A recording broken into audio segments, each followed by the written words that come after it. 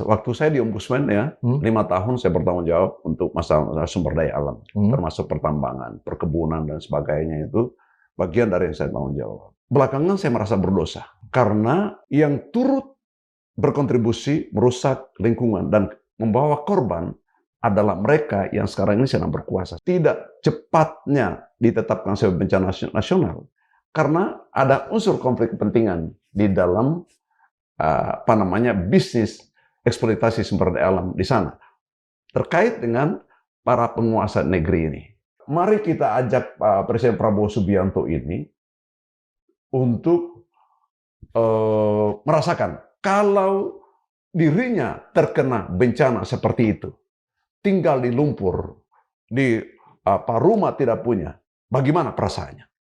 Lalu orang membantu, melarang. Ini kan pemimpin yang tidak merasakan penderitaan orang. Kepala Badan Pangan Nasional bermain golf dengan Kedi dan katanya itu untuk penggalangan dana ke Aceh. Akan ada 10.000 rupiah diberikan kepada satu orang per hari. Ini dari seorang Menteri Sosial, Saifullah Yusuf. Ucapan apa ini? Dari segi moralitas orang-orang seperti ini tidak beres.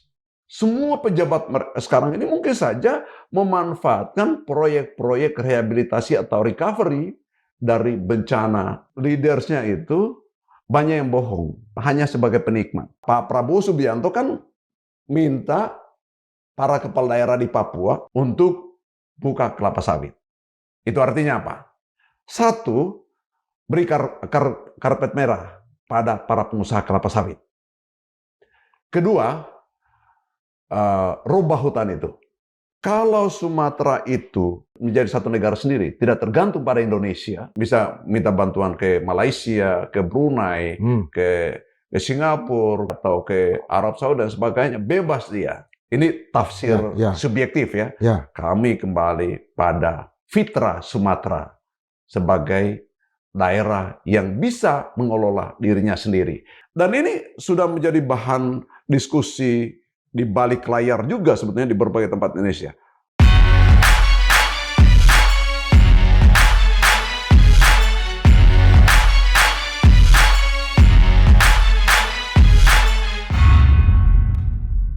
Sobat Madilog, bencana yang terjadi di Aceh, Sumatera Utara, Sumatera Barat sampai hari ini masih menyisakan tanda tanya. Kenapa? Karena masih banyak daerah-daerah yang terisolasi. Apalagi mayat-mayat juga masih ada.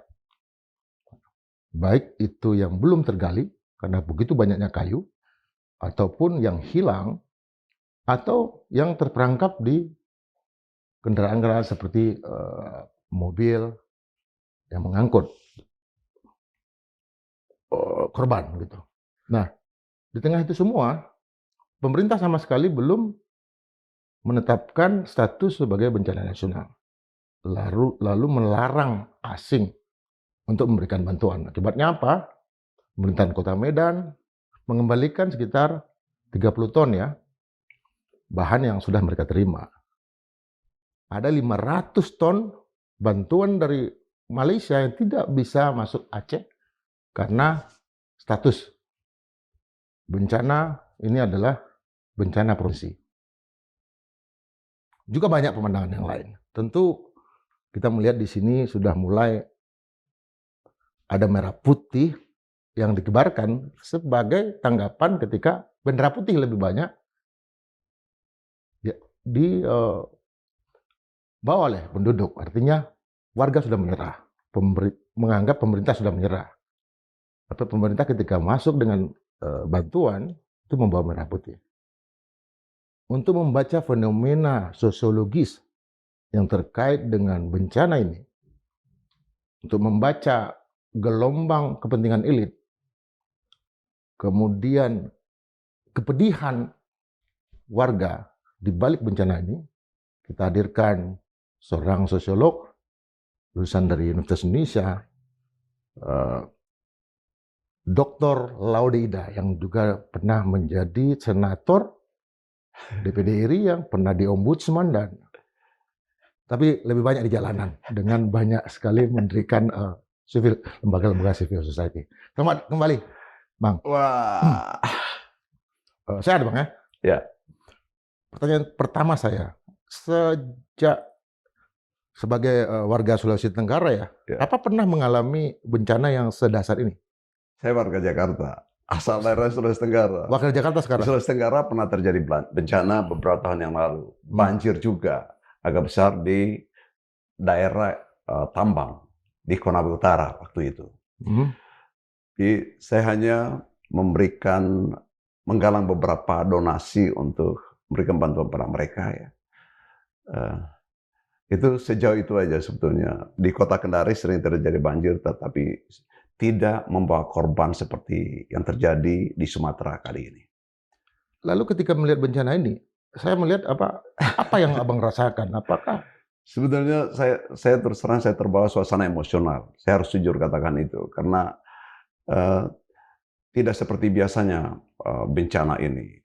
Bencana ini buatan manusia, ya, dan korbannya luar biasa menurut saya. Bisa bayangkan lebih dari 1.000 nyawa manusia yang hilang.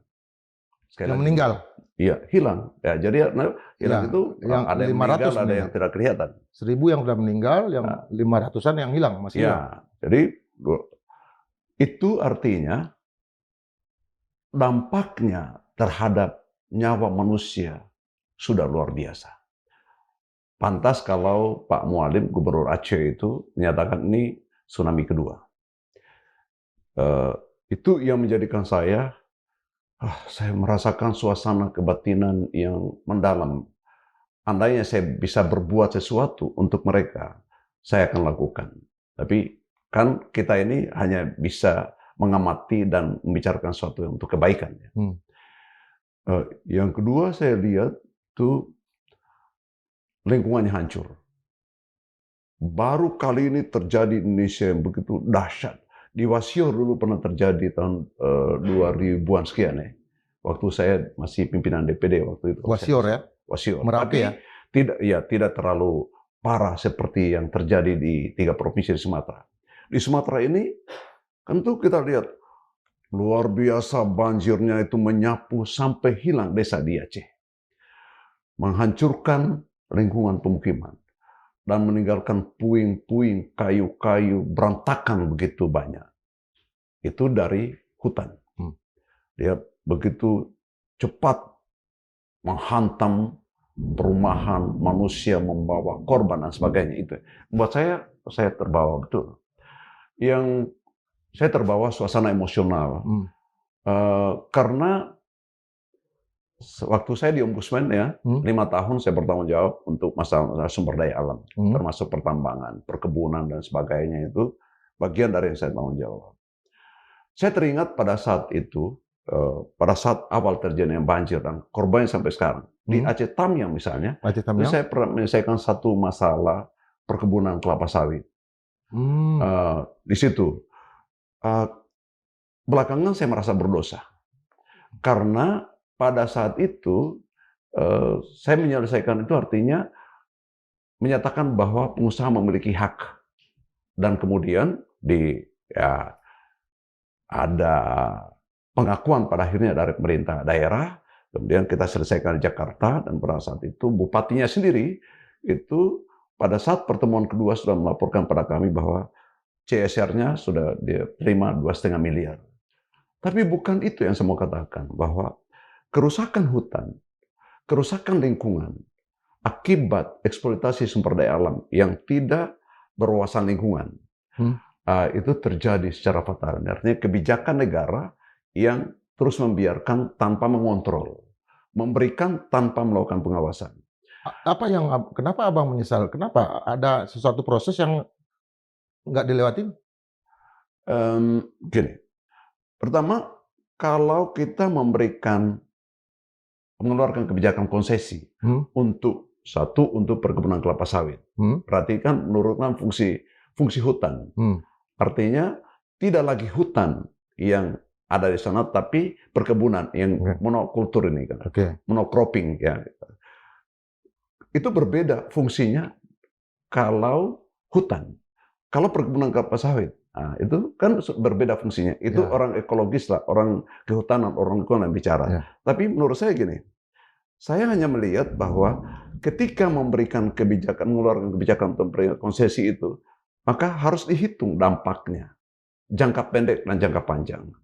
Nah itu kan sekarang, nah ini membuat saya terpukul yang ketiga, bahwa ternyata terbuka sekarang, telanjang, bahwa yang diberikan konsesi adalah para pengusaha besar. Katakanlah ribuan pengusaha di sana. Di dalamnya di situ pasti ada PT Sinarmas, ada PT ini dan sebagainya. Termasuk sejumlah perusahaan yang sejarahnya terkait dengan kepemilikan Presiden sekarang ini, Prabowo Subianto. Ada petinggi yang lain juga. Itu sudah tersebar kan. Ini artinya bahwa yang turut berkontribusi merusak lingkungan dan membawa korban adalah mereka yang sekarang ini sedang berkuasa sebagian. Nah, itulah sebabnya saya menganggap ini sebetulnya tidak selesainya masalah ini. Apa tidak cepatnya ditetapkan sebagai bencana nasional? Karena ada unsur konflik kepentingan di dalam bisnis eksploitasi sumber daya alam di sana terkait dengan para penguasa negeri ini. Ya, itu yang mau ditutupin. Saya menduga seperti itu, tetapi itu kan sudah terbuka. Abang sempat mengatakan bahwa penyesalan abang kan karena tidak sempat melakukan turun ke lapangan, ya? Benar? Ketika kasus yang di Ombudsman. Nah, itu kan hanya salah satu kasus saja itu. Ya, oke, ya salah satu contoh. Ya di Aceh Tamiang.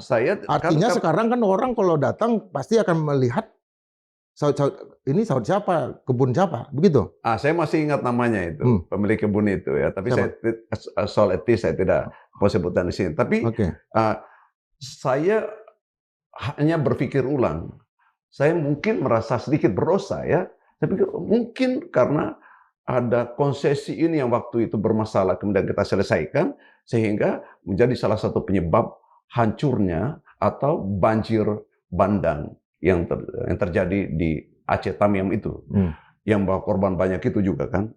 Makanya saya mengatakan bahwa awal pemberian konsesi harusnya ada kalkulasi ekologis yang dikatakan AMDAL.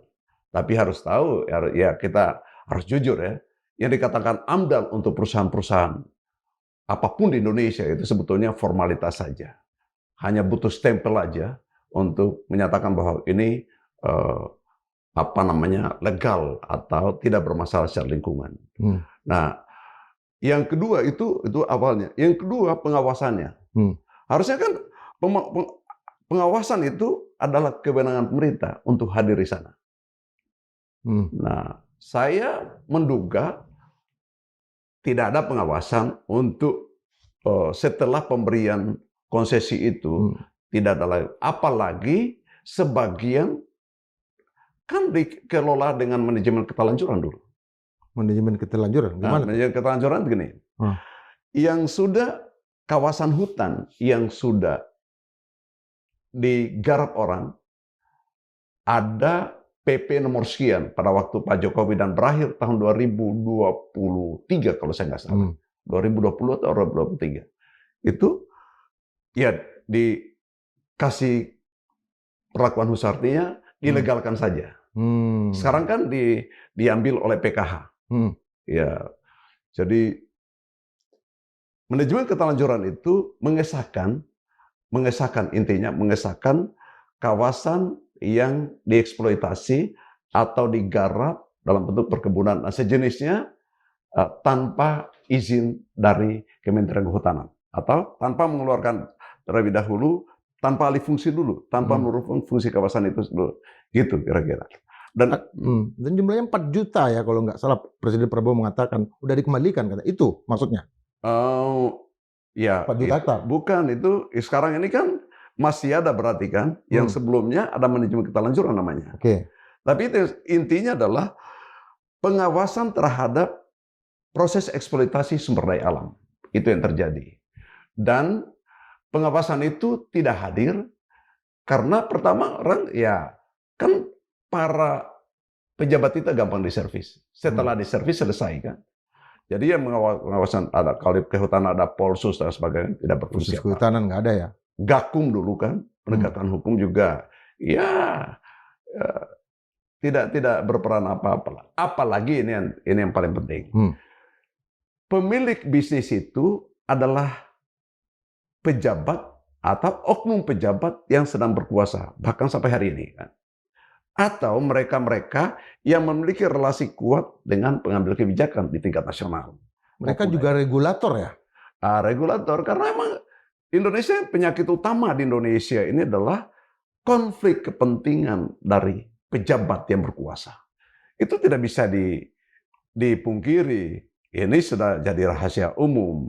Jadi kalau kayak di Sulawesi Tenggara sekarang kan, Sulawesi Tenggara sekarang itu ada perusakan kawasan hutan yang kemudian perusahaan yang terkait dengan pejabat yang sedang berkuasa dikenai denda 2,9 triliun. Itu bagian dari sekarang sedang berkuasa. Apakah bisa diwujudkan uang 29 triliun itu misalnya?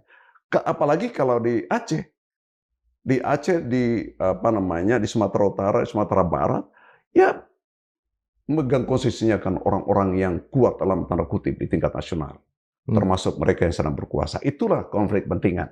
Dan konflik kepentingan ini yang menjadi penyebab utama, ya, kerusakan lingkungan.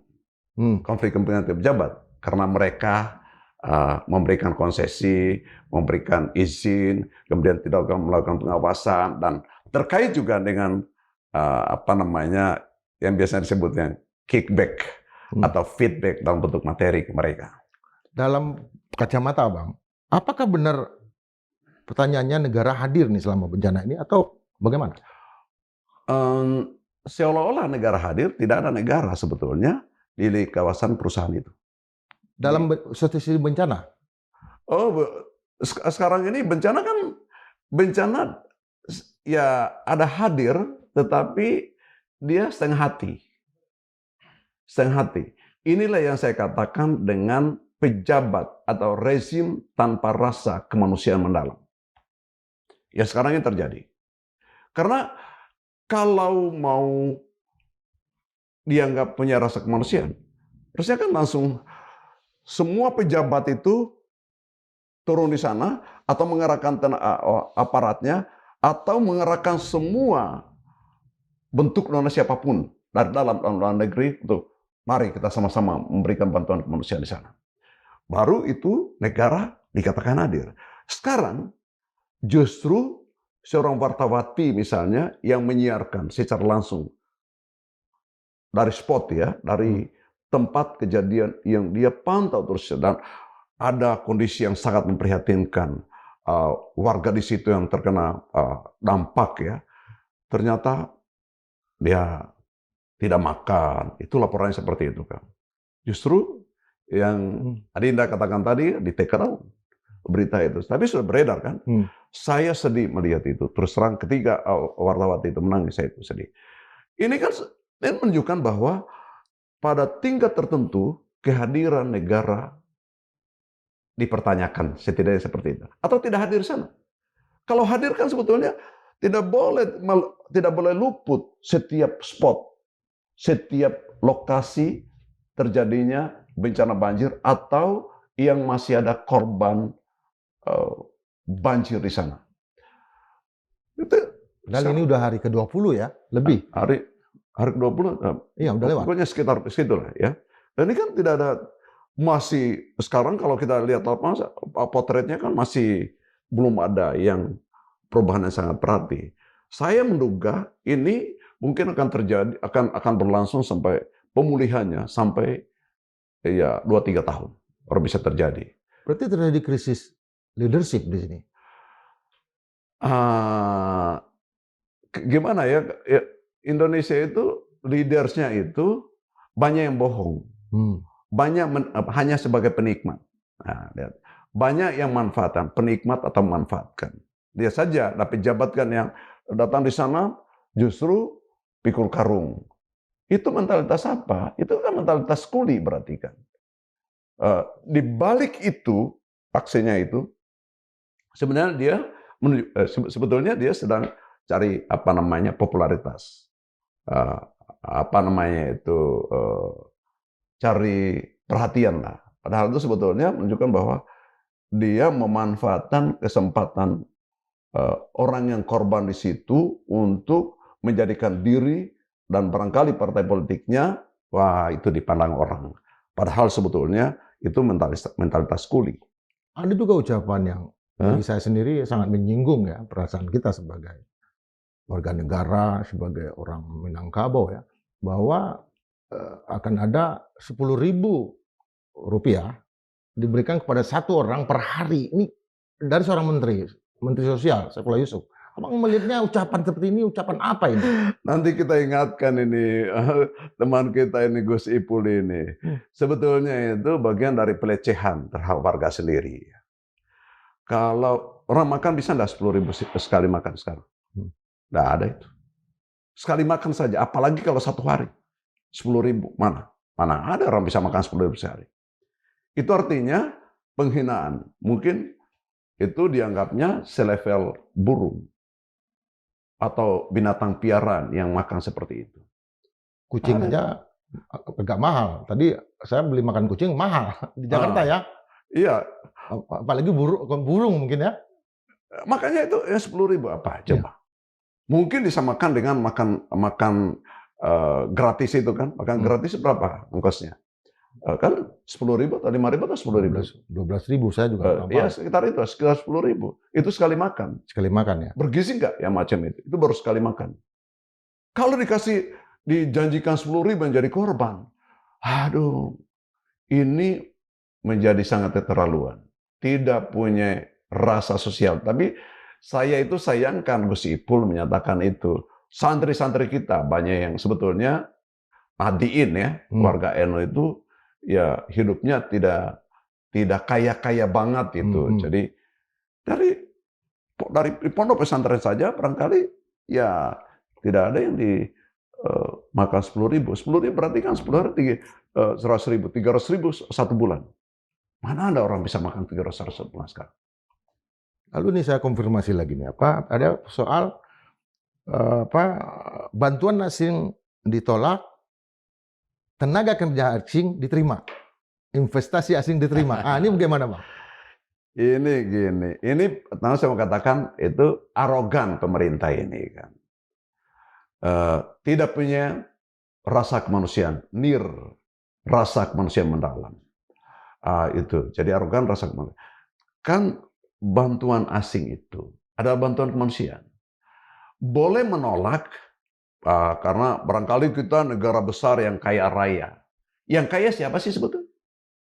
Yang kaya kan segelintir orang. Betul. Para pengusaha yang mengeksploitasi sumber daya alam Sumatera sebagian, dan yang mengakibatkan banjir dan korbanannya manusia, warga yang tidak berdaya, dan sejumlah pejabat. Nah, sementara tidak ditangani secara baik di sana. Kalau mau jujur sampai saat ini kan masih banyak yang seperti raportan oleh Wartawati itu ya. Ya banyak yang kondisinya seperti itu. Lalu saya tidak pernah bayangkan tuh logikanya apa, dasarnya apa. Apakah dasarnya karena Pak Prabowo Subianto memberikan donasi ke hutan tropis Brazil ya, misalnya 16, sekian triliun itu, sehingga untuk bantuan ke Indonesia, jangan begitu, orang miskin Indonesia menurut versi Bank Dunia masih lebih dari 60%. Jadi orang di kampung-kampung di Aceh, di Sumatera Utara, di Sumatera Barat. Kalau Sumatera Barat saya kira dia lebih gampang aksesnya untuk memberikan bantuan ya. Apalagi ya ini kan banyak saudara Sumatera Barat. Saya Semando sosialnya kan. ya. Saya Semando kan. Iya, Semando ya. Jadi gini, tidak memberikan bantuan, tidak menerima bantuan asing. Itu artinya menyalahi hakikat kemanusiaan sebagai pemimpin yang harusnya peduli terhadap warganya. Itu yang pertama. Tapi kesalahan prinsipnya harusnya kan tuh yang menolak warga lokal. Warga lokal yang masih terdampak bencana banjir buatan manusia itu apakah sudah kelebihan bantuan atau tidak? Nah itu, kalau sudah kelebihan boleh, ini kita tidak perlukan lagi. Ini bantuan, orang makan saja masih susah pada sebagian spot di sana kan. Itu harus jujur mengakui itu. Ini sebetulnya, sekali lagi, kita arogan, pemerintah ini arogan pada tingkat tertentu, juga tidak mau peduli, masih di sana menderita. Karena kita di sini kan, ini di ruang ber-AC ini ya, ruang ber-AC. Banyak listrik. Ini listriknya, ini. Di sana, Tidak ada. saudara-saudara kita di sana, ada makan saja sulit. Saya lihat Air saja air tanah. ya, kotor. Itu, aduh, Masya Allah. Saya pikir ya, Muslim di sana, sholatnya masih di lumpur. Yang penting kan menunaikan kewajiban sebagai umat yang beragama. Nah, dianggap sudah beres barangkali. Cobalah, mari kita ajak Pak Presiden Prabowo Subianto ini untuk merasakan kalau dirinya terkena bencana seperti itu, tinggal di lumpur, di rumah tidak punya, bagaimana perasaannya? Lalu orang membantu, melarang. Ini kan pemimpin yang tidak merasakan penderitaan orang seperti ini. Dan juga tadi juga misalnya Gus Ipul, Menteri Sosial. Menteri Sosial ini sebetulnya nggak usah terlalu banyak ngomong. Koordinasikan bantuan sosial yang akan mengarah ke sana.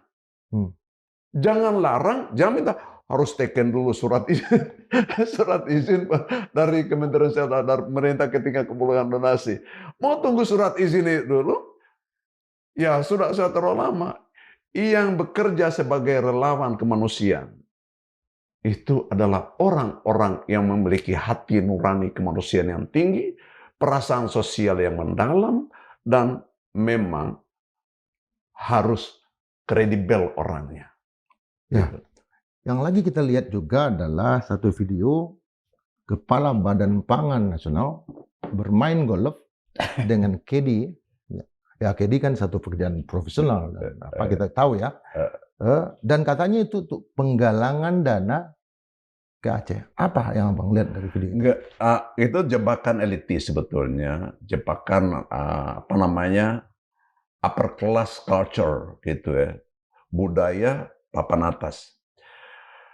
Ya bolehlah main golf ya, tetapi apakah harus main golf dulu baru kemudian bisa memberitahu bahwa kita perlu dukungan bantuan dana untuk mendonasi saudara-saudara kita di 3 provinsi itu? Kan tidak perlu. Harusnya yang macam sekarang ini harusnya Presiden Prabowo Subianto mengontrol, mengendalikan perilaku para pembantunya. Ini kan pembantu presiden. Ya tetap saja dibiarkan. Harusnya tidak boleh. Ini kalau macam itu, bagi saya harus ganti. Sekarang kamu tidak pantas ya. Kamu tidak punya rasa kemanusiaan yang tinggi, bermewah-mewah di sana. Main golf itu kan waktunya lama, uangnya banyak. Kalau dia habiskan uang sampai 5 juta, 10 juta sekali main golf, itu kenapa tidak langsung donasikan kepada anak-anak sekolah yang sedang membutuhkan baju sekolahnya, yang kan bisa kalau 5 juta, 10 juta sudah sampai berapa? Bisa sampai puluhan orang kan? Jadi dia nikmati jabatannya itu. Dia atas nama ini, ya mungkin juga dia nikmati cewek-cewek yang didampingi oleh cewek-cewek yang kedi-kedi itulah. Siapa tahu, kita tidak tahu kan. Ini kan dari segi moralitas orang-orang seperti ini tidak beres. Menurut saya, Pak Prabowo Subianto salah memilih pemimpin. Moralitasnya kurang bagus. Ada yang terdeteksi perilakunya korup. Uangnya banyak dari mana? Tidak punya usaha yang jelas gitu. Kemudian juga, bukan saja itu, ya, saya kira teman kita juga, Pak Zulkifli Hasan itu kan, gayanya ngerokok. Saya enggak tahu. Sigar. Nah. Sigar ya? Bukan rokok itu sigar. Sigar. Ya, dan harganya mahal banget. Sigar. Wah, ini cerutu maksud saya. Cerutu ya. Sigar. Coba sebutnya sigar. Sigar ya. Itu gimana Bang lihat? Ini menurut saya ini gaya hidup hedon. Dan Tapi kita perlu cek juga Ya, apakah nanti kita cek ke Bang video itu, foto itu diambil di Aceh. sebelum atau setelahnya, atau nggak usah di Aceh atau di mana. Saat sekarang ini, Oh, kalau saya jadi Presiden Prabowo Subianto, tidak akan pernah membiarkan pejabatnya menunjukkan perilaku hidup yang gaya mewah. Akan saya langsung pecat. saya 3 hari di Aceh tempat makan kayak gitu, saya lihat memang tidak ada ya. Tapi nggak tahu lah. Kita akan cek nanti. Iya, jadi Hmm. apapun namanya, kalau dia punya perilaku yang mewah di tengah penderitaan, masih banyak orang menderita, itu artinya tidak pantas untuk jadi pemimpin. Itu dia bukan leaders, bukan pemimpin yang baik. Pemimpin yang baik itu menunjukkan kesederhanaan. Kayak misalnya siapa? Tan Malaka, Sultan Syahrir, Agus Salim apalagi. Agus Salim gitu. Dia kan tidak hilang jabatannya karena ya kayak di zamannya Orde Baru Mari Muhammad misalnya, atau si Banyak lah. Jaksa Agung dulu itu siapa itu waktu Gus Dur. Ya, Baharudin Lopa. Baharudin Lopa. Itu mereka itu harus menjadi contoh. Tapi sekarang kan tidak ada. Semua pejabat sekarang ini mungkin saja memanfaatkan proyek-proyek rehabilitasi atau recovery dari bencana banjir di sana itu. Mungkin saja mereka... Oh, itu sudah, informasinya yang saya dapat adalah anggaran untuk itu sudah dibicarakan dan sudah mulai dibancak juga untuk recovery.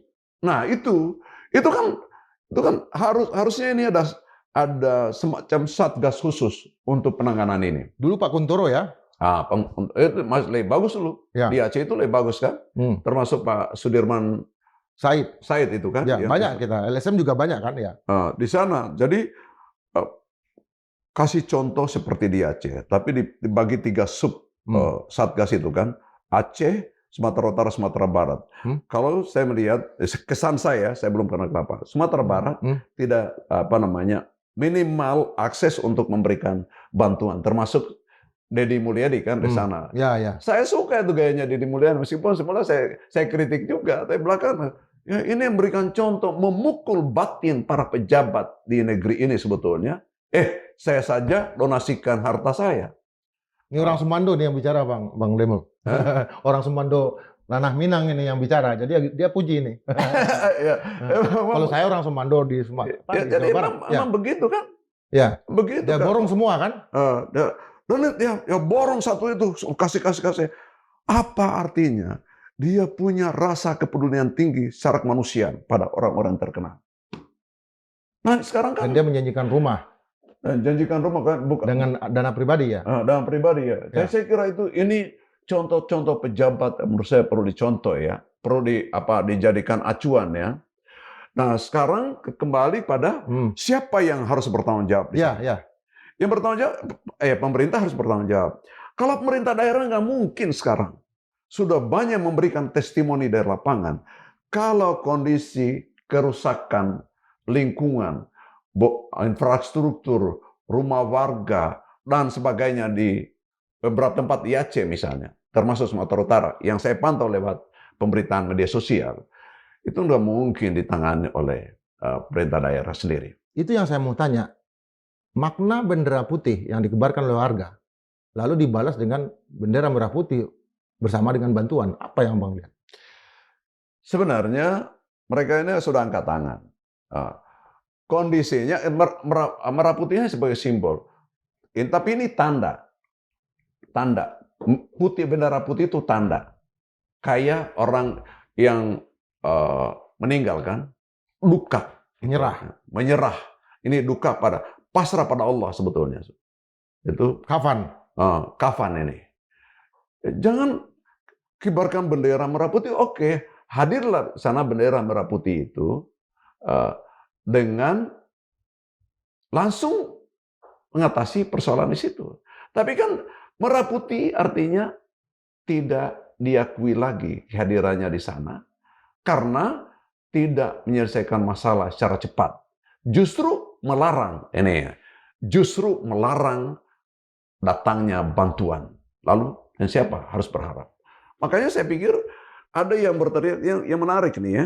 Ini tentu tidak menjadi harapan kita, tetapi harus menjadi bagian dari catatan atau peringatan untuk negara ini, para penguasa negeri ini, bahwa kalau Sumatera itu berdiri menjadi satu negara sendiri, tidak tergantung pada Indonesia, maka kondisinya dia bisa minta bantuan ke Malaysia, ke Brunei, ke Singapura, ke Indonesia, atau ke Arab Saudi dan sebagainya, bebas dia. Nah, bagian itu saya kira bendera putih itu menyatakan bahwa kami mau kembali, ini tafsir subjektif ya. Kami kembali pada fitrah Sumatera sebagai daerah yang bisa mengelola dirinya sendiri. Itu bisa terjadi seperti itu karena mereka tidak mengaku lagi. Merah putih untuk apa? Sekarang kita tidak terbantu dengan merah putih. Malah alam jadi rusak. Malah jadi rusak. Karena izin-izin yang dikeluarkan. Dan ini sudah menjadi bahan diskusi di balik layar juga sebetulnya di berbagai tempat Indonesia. Papua itu kaya raya. Kalimantan kaya raya. Sulawesi kaya raya.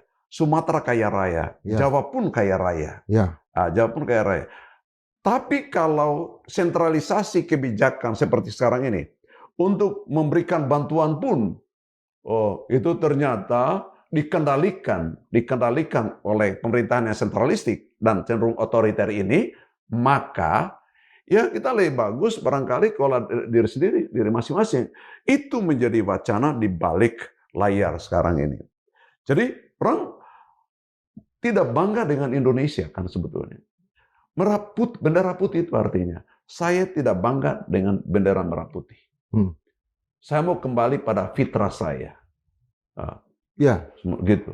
Ada juga cara memperlakukan surat yang dikeluarkan oleh kalau tidak salah 3 orang guru besar ya ke lembaga-lembaga internasional seperti Perserikatan Bangsa-Bangsa. Lalu cara membingkai peristiwa itu adalah dikatakan bahwa ini kan cuma 3 orang, kan ada 4.500 guru besar yang lain yang tidak. Apa yang abang lihat dari keganasan dari para penjaga penguasa ini dalam mereka menyikapi hal-hal yang seperti ini? Jebakannya kuantitatif, padahal ini soal kualitatif. Tidak ada. Kalau jebakan kuantitatif, ya semua kita akan menderita. Karena yang menjadi pemenang adalah suara terbanyak. Padahal suara terbanyak itu hanya untuk kepentingan diri yang suara terbanyak itu. Tidak berbicara bungkam mungkin ribuan profesor, doktor. Hanya sebagian kecil. Tapi bungkamnya mereka bukan berarti tidak memberikan topangan pada mereka yang bersuara, yang berkualitas ini. Jadi kualitas itu harus diuji lagi. Tapi terlalu jauh untuk yang sedikit itu benar atau tidak faktanya.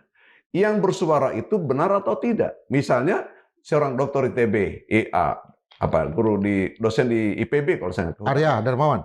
Ya, kawan saya itu ya. Ahli kehutanan benar. Ini kan menyatakan, Pak Prabowo ini harus diingatkan, salah ini.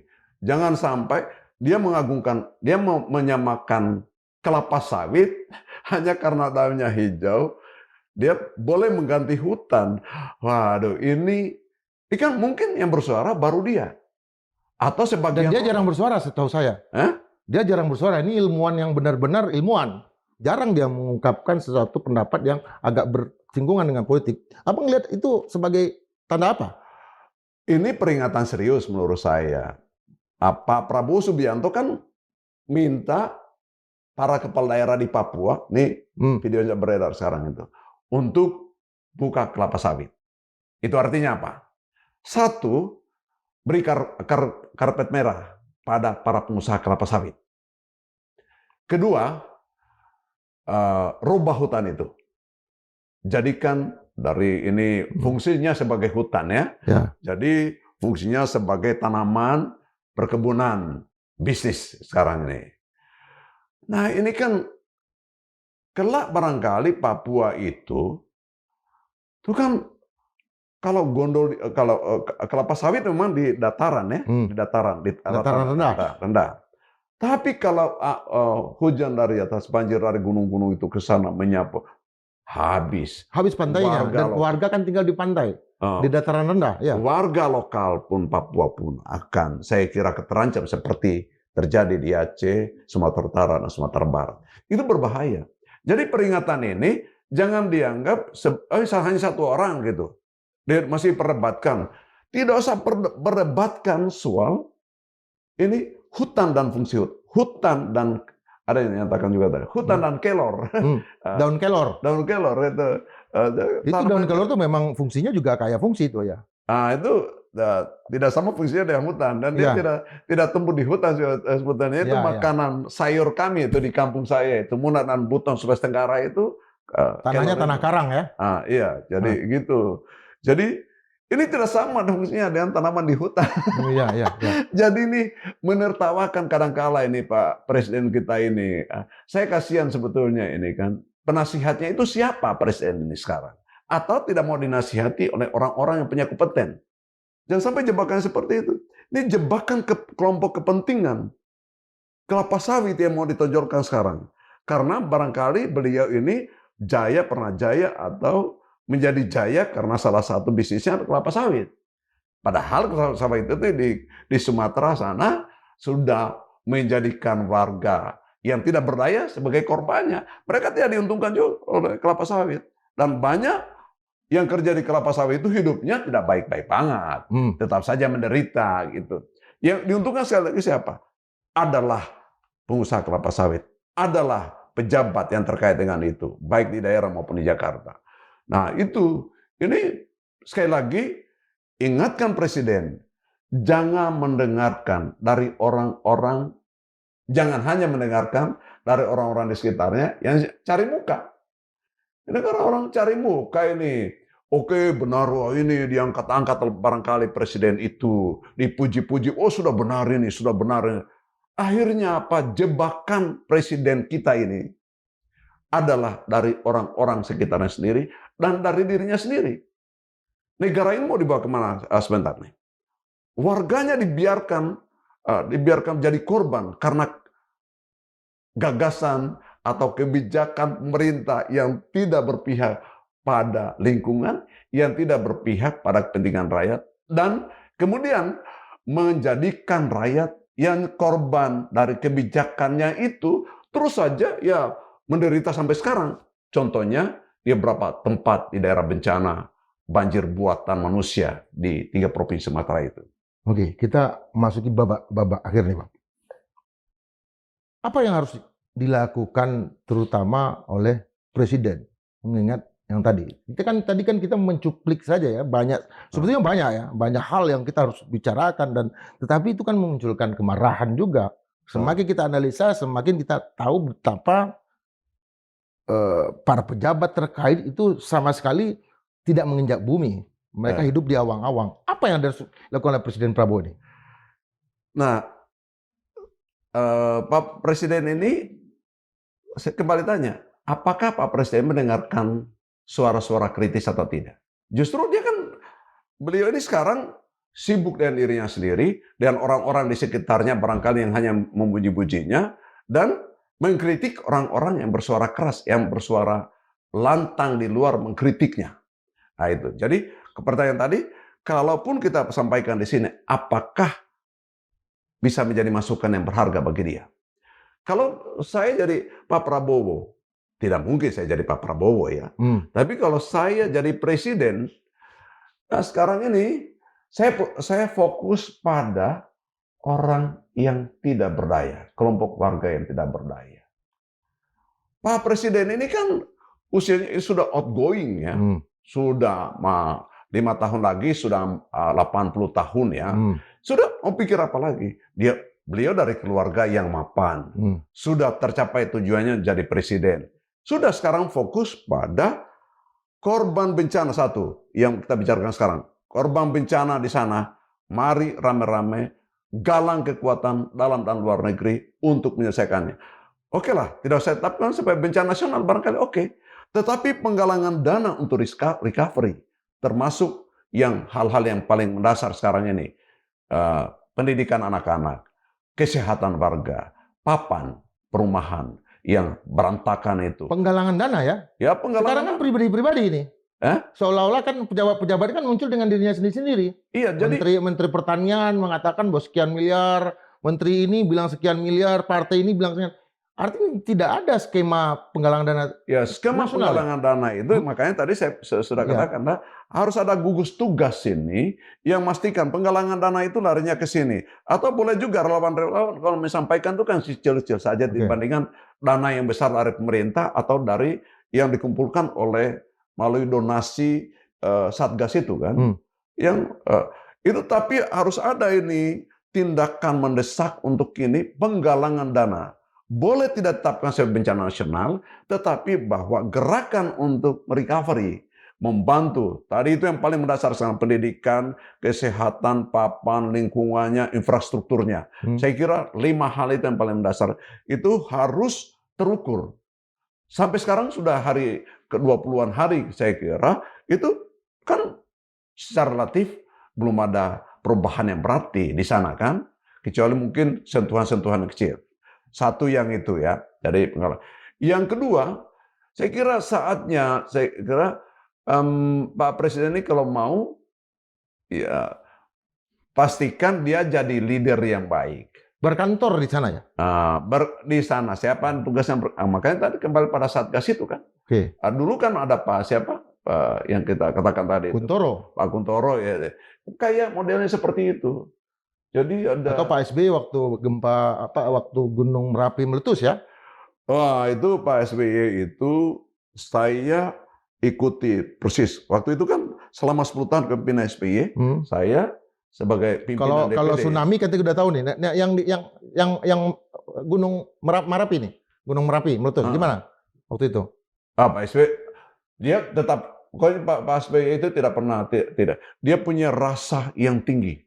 Dia punya, jadi rasanya itu mendalam untuk masalah-masalah sosial, kebencanaan seperti itu dia. Yang saya tahu ya. Tapi kembali pada tadi apa yang harus dilakukan oleh Pak Prabowo. Ini artinya sebetulnya Pak Prabowo udah punya contoh dari Pak SBY dulu, Pak JK segala macam. Oke, kita nggak sebut itu. Apa yang harus dilakukan Pak Prabowo? Kalau contohnya udah banyak. Di dalam negeri sendiri, bagaimana presiden-presiden sebelumnya mengatasi bencana.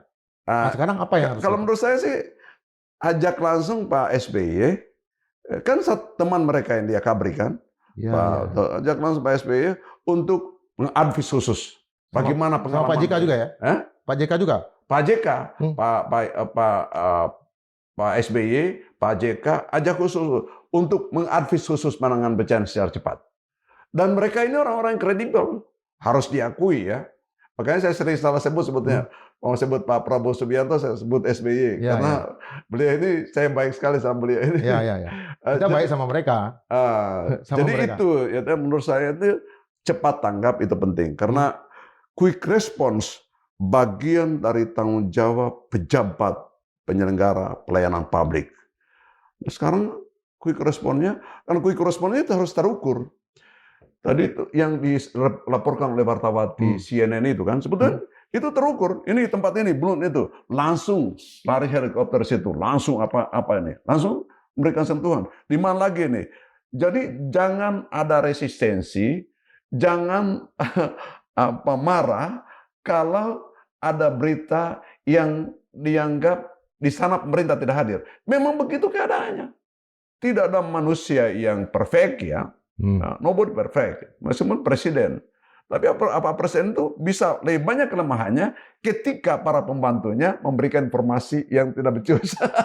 Oke Bang, yang saya bayangkan ini dengan 20 hari, 30 hari ke depan, tidak tertangani.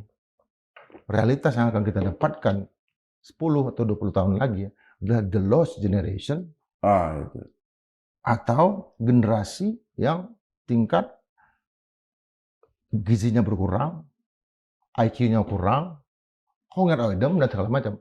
Artinya yang kita hadapin adalah ada satu baris generasi nanti, terutama anak-anak ya, anak-anak dan remaja yang tidak sekolah, yang kelaparan, tidak sekolah, dan dendam yang mungkin diwariskan. Apa yang akan terjadi di masa depan kalau ini nggak dikerjakan sekarang? Nah itu yang pasti itu yang tadi potensi eh, generation loss, kehilangan kita generasi. Jadi masa depan mereka terancam. Mereka sekolah dengan apa sekarang? Kemudian yang kedua, gizi mereka juga. Ah, juga orang tua mereka itu akan bekerja keras yang tidak berkepastian sekarang untuk merecovery dirinya sendiri. Nggak ada pekerjaan, karena tempat pekerjaan mereka hancur juga. Hancur. Coba, bagaimana nasibnya mereka? Jadi pemerintah itu tidak harusnya menghadirkan proyek rehabilitasi yang partisipatif, ya. Jadi warga di situ kerja sambil memperoleh uang di situ. Tidak pendekatan proyek.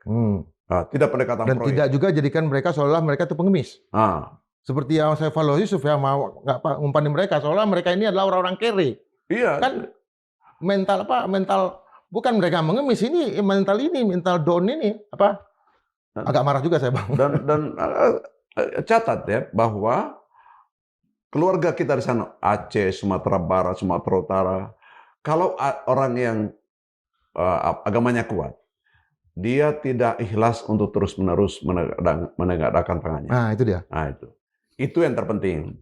Ini yang harus dicatat oleh pemerintah. Maka kalau memberikan bantuan, apalagi 10.000 versinya Gus Ipul, Menteri Sosial itu harus habis ini telepon aja Gus Ipul itu, ngapain kok ngomong seperti ini? Itu menghina. Oke. Jangan kalau mereka mau jadi empowerment approach. Oke, Empowerment approach itu mereka, kalau itu saya bagian dari ahlinya itu. Ya. Menjadikan dirinya, bagaimana caranya? Tadi saya katakan, nih ada proyek yang partisipatif, ada recovery yang partisipatif. Recovery yang partisipatif ini harus dilakukan segera. Sekarang juga. Kemudian tadi saya ulangi lagi itu, harus ada mobilisasi dukungan dalam dan luar negeri. Jangan biarkan pemerintah kita arogan sementara masyarakatnya menderita luar biasa. Terima kasih. Oke. Sobat Marilog, saya harapkan sebetulnya dialog ini dialog yang emosional. Karena memang saya menghubungi Bang Lodi itu dalam keadaan emosi. Tetapi kenyataannya dengan emosi pun ya, kami tetap mendiskusikan dengan sangat rasional tadi. Pesannya adalah pemerintah atau apalagi pejabat ya, jangan sekali-kali merasa bahwa apa yang mereka lakukan tidak kami catat, tidak kami lihat, tidak kami rekam, dan tidak kami bukukan ya, karena itu akan menjadi satu tuangan dalam apapun yang kerjakan oleh apalagi generasi nanti. Kita akan tunggu perbaikan percepatan terhadap kondisi masyarakat di area bencana. Sampai jumpa di edisi berikutnya. Tetap berpikir merdeka 100%. Salam.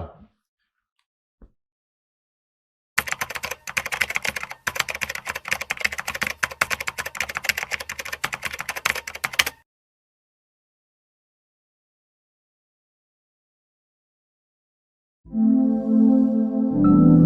you.